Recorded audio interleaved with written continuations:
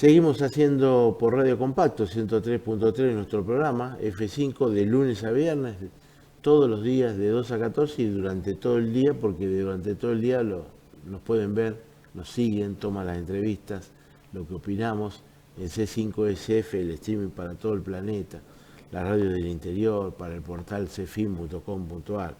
Y lo habíamos dicho, un juez que todavía sigue siendo juez, pero que a pesar de su juventud y de estar un tiempo en ese cargo, decidió renunciar por cosas que veía, por presiones, que ahora lo vamos a charlar. Ya lo charlamos en su momento, pero ya se está por ir de la magistratura y esto es lo que a nosotros nos parece muy extraño y lamentamos, por supuesto.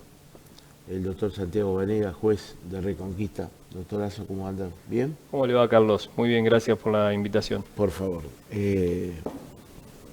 Tomaste una decisión drástica. ¿Cuántos años en Reconquista como juez? En Reconquista como juez, 6 años y algunos meses, 4 o 5 meses.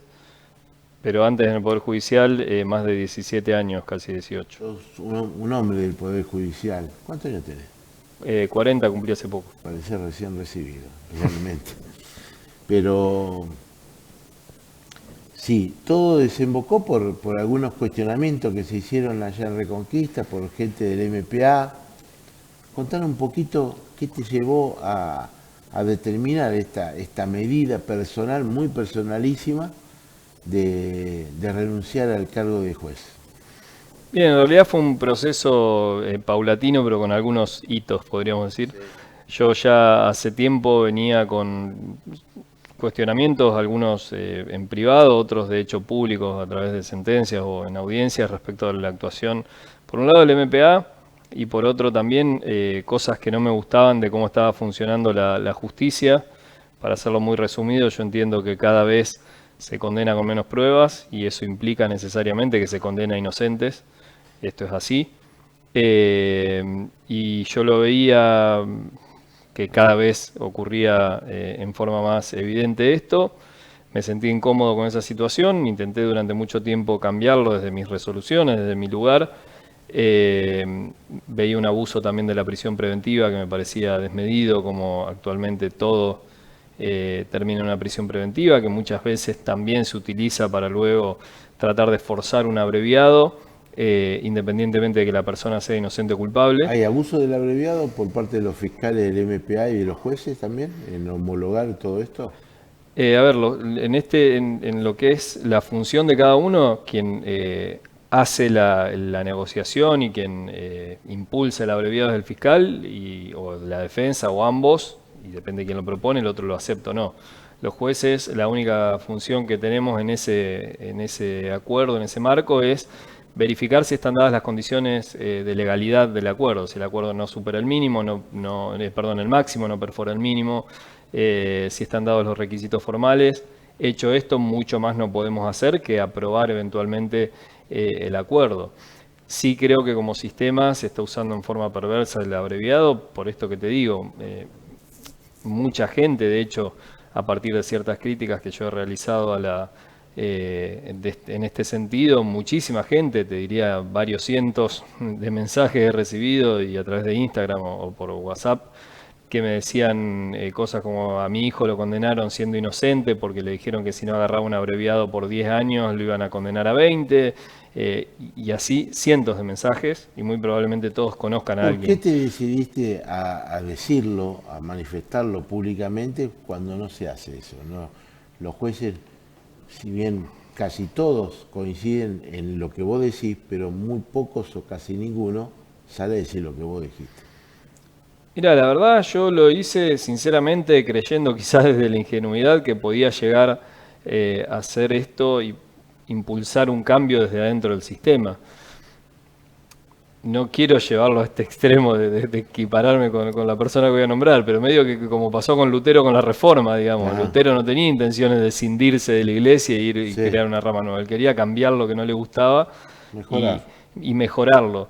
En este caso, obviamente, insisto, salvando las enormísimas distancias, mi idea era esa, bueno, poner de manifiesto ciertas cosas que se ven, que no solo en Santa Fe, de hecho, muchísimos jueces a lo largo y a lo ancho del país, incluso desde Ushuaia, Tucumán, Buenos Aires, se han comunicado conmigo y me han dicho, che, yo pienso lo mismo, pero no me animo a decirlo. Lo veían y bueno, y decir, bueno, lo empezamos a manifestar, lo empiezo a manifestar a ver si esto da lugar a un cambio, lugar a que se mejore el sistema. Claramente no fue eso lo que ocurrió. De hecho, uno de esos hitos de los que te hablaba fue en una audiencia de prisión preventiva en la cual había una persona que estuvo presa 9 meses sin que el MP haga absolutamente nada.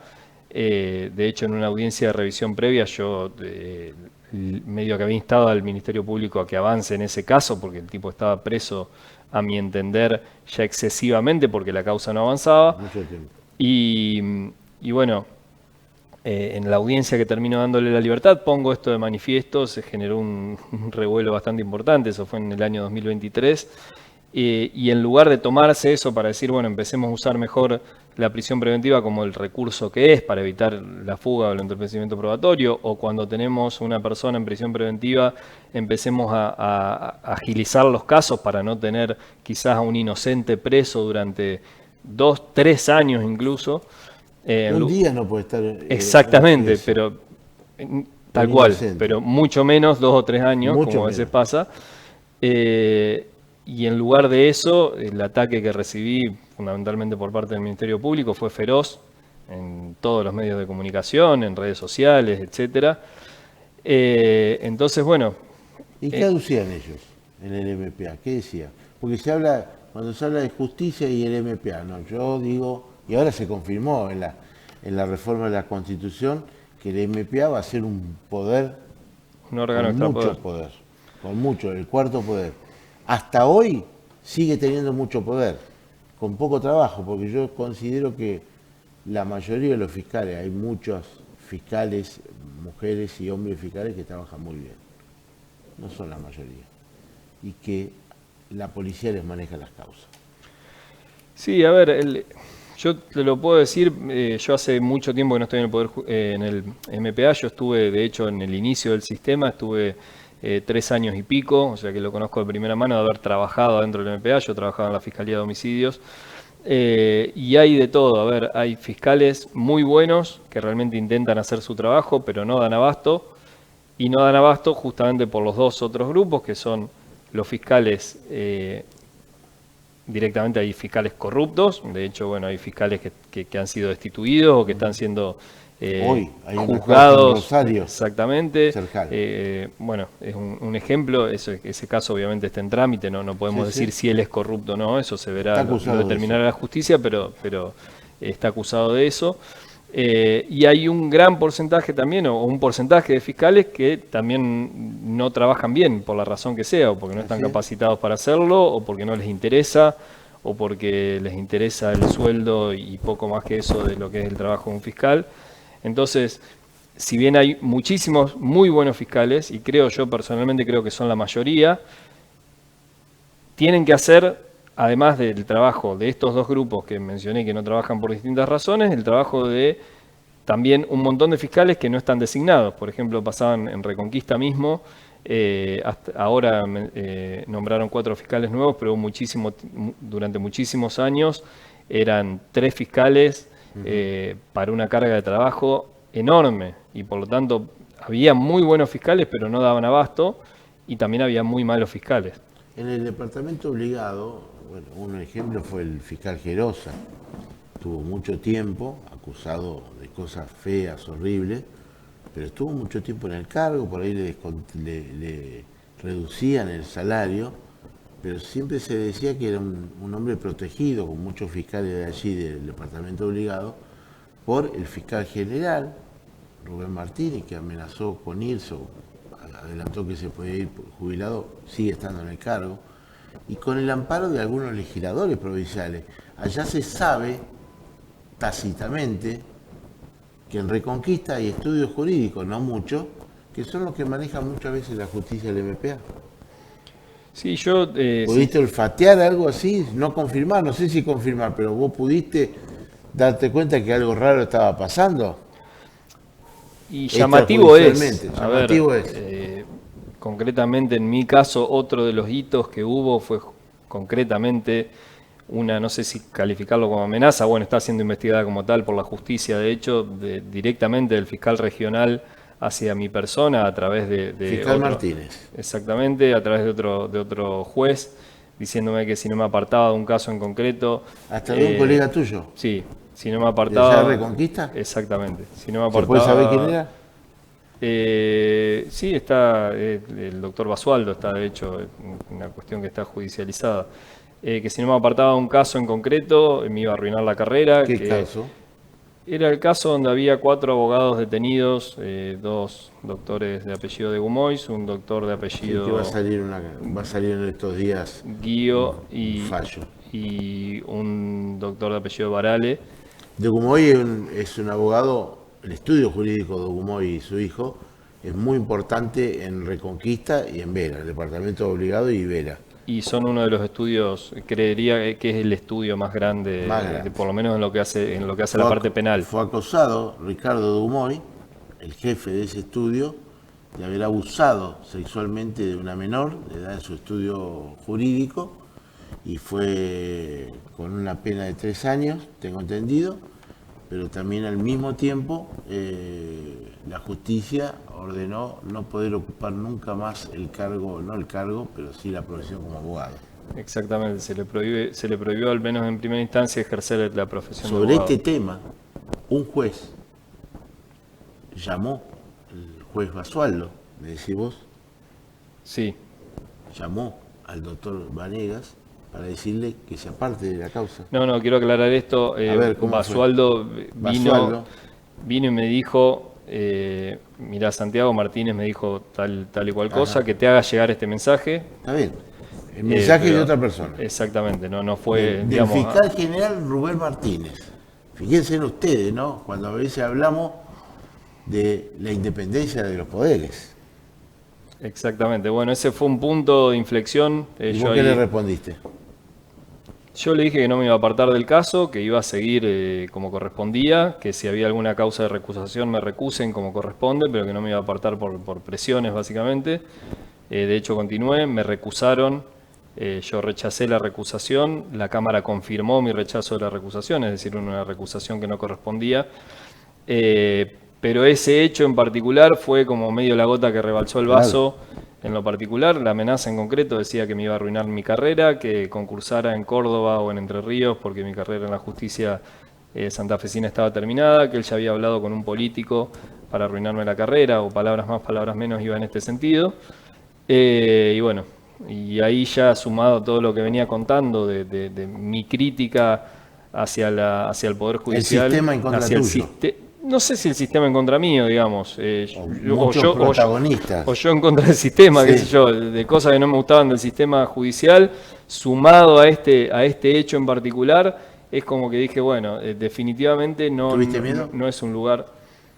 Sí, a ver, quiero aclarar, no temor de nada terrible, digamos, más que el hecho de que te digan vas a perder tu laburo con el que dedicaste 17 años y pico de tu vida y el cual conseguí primero absolutamente por mérito propio, y obviamente con el apoyo de mi familia, de Dios, digamos, de la vida, pero por mérito propio, sin nunca alguna ayuda política ni nada que se le parezca, entonces que te amenacen con algo de esa relevancia, obviamente que te produce temor, te produce una sensación de desprotección, te produce una sensación de no saber ante quién recurrir. De hecho, cuando ocurre esto y yo lo hago público, a los pocos días, pocas semanas, el fiscal Martínez dijo que iba a jubilarse. Esto pasó hace 10 meses, todavía no sé, se ve que hay algún problema con la caja de jubilaciones, estimo que demora tanto la jubilación, pero sigue trabajando normalmente, lo cual también me llama poderosamente la atención, digamos. ¿Pudiste hablarlo después de ese hecho que te pasó a vos, donde vos dijiste que alguien me llamó por pedido del fiscal general Martínez? ¿Hablar con Martínez o con alguien del MPA importante? No, y la verdad tampoco. ¿Alguien te dijo, doctor, trabaje tranquilo? ¿No te No, dijeron de eso? ninguna manera.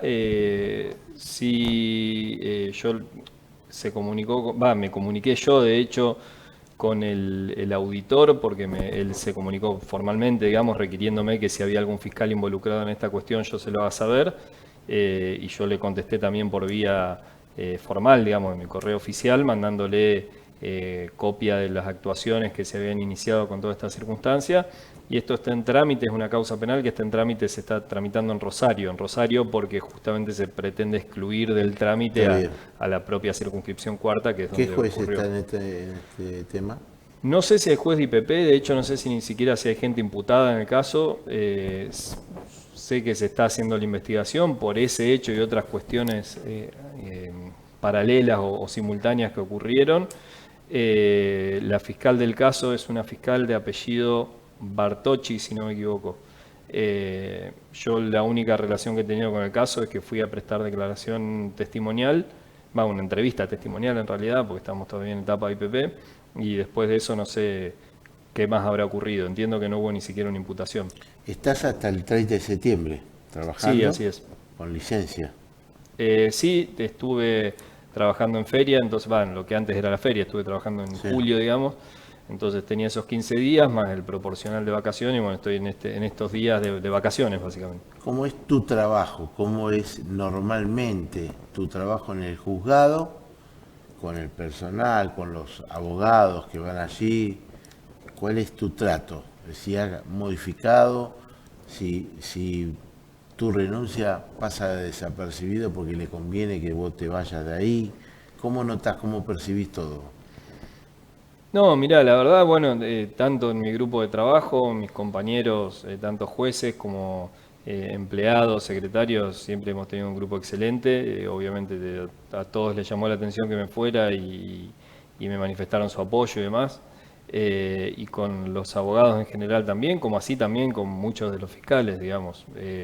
Quiero aclarar esto porque más allá de que yo sea crítico fundamentalmente al Ministerio Público de la Acusación por cómo trabaja, tengo una muy buena relación con muchísimos fiscales, con la mayoría de ellos te diría, y de hecho esta crítica funcional no va hacia la persona, va hacia el sistema en sí. Sé que tuviste problemas con, bueno, por lo que vos decís, que hay una denuncia, hay una causa, el fiscal Rubén Martínez, que habría pedido que te alejes de esto, de ese caso, y también hay una fiscal del MPA que trabaja en tema de género, en donde también tuvo algunas cosas que aparentemente fueron desafortunadas. Tuviste un cruce, puede ser, Ayala del río Ayala. No, yo en realidad el cruce no fue con ella. A ver, todo esto ocurrió en el mismo caso que te hablaba de los abogados. Ella estaría castigada, entre comillas, en Reconquista hace un tiempo, por algunas cosas, denuncias que pasaron acá, mal accionar suyo, fiscal de género, más feminista que fiscal de género. Pero contame un poquito. A ver, yo no, esos pormenores los desconozco. Yo sé que ella fue allá en calidad de auditora enviada por la fiscal general para auditar a los fiscales de género de Reconquista, o al menos así se nos informó a nosotros. En el marco de su intervención, ella y otros fiscales solicitaron un allanamiento, en este caso que te refería de los abogados. Yo concedo el allanamiento, pero como era allanamiento de estudios jurídicos, en la resolución, en el punto 1, puse que debía notificarse a los imputados para que puedan ir con sus delegados técnicos, porque había que revisar computadoras y cuestiones así muy, muy delicadas. A su vez, se iban a acceder a documentos y papeles y archivos referidos a causas que llevaban esos abogados y que no tenían nada que ver con este hecho. Entonces había muchas cuestiones que custodiar, digamos. Bueno, ese allanamiento, esta fiscal, el doctor Ereñú, y no recuerdo si había otro fiscal, lo llevan adelante sin cumplir con ninguno de estos requisitos que yo les había ordenado en mi resolución, fundadamente, por supuesto. Cuando tomo conocimiento de esto por el defensor que me llama, me dice, están allanando, si no nos quieren ni siquiera decir a dónde van a allanar, eran 6 lugares que había que allanar simultáneamente. No sabemos qué hacer, me llama el defensor, me llama la defensora regional, o sea, era algo grave. Sí. Yo me comunico con los fiscales pensando que había sido un error de la defensa, que habían entendido mal, y me dicen, no, sí, ya estamos por allanar. Ante esta situación yo les manifiesto algo coloquialmente, digamos, les digo, no sé si lo puedo decir, pero le digo, ustedes son pelotudos, ¿qué les pasa? Esa fue la frase. Y bueno, de ahí se tomaron para decir que como que yo tenía una animosidad hacia la fiscalía y que los había maltratado.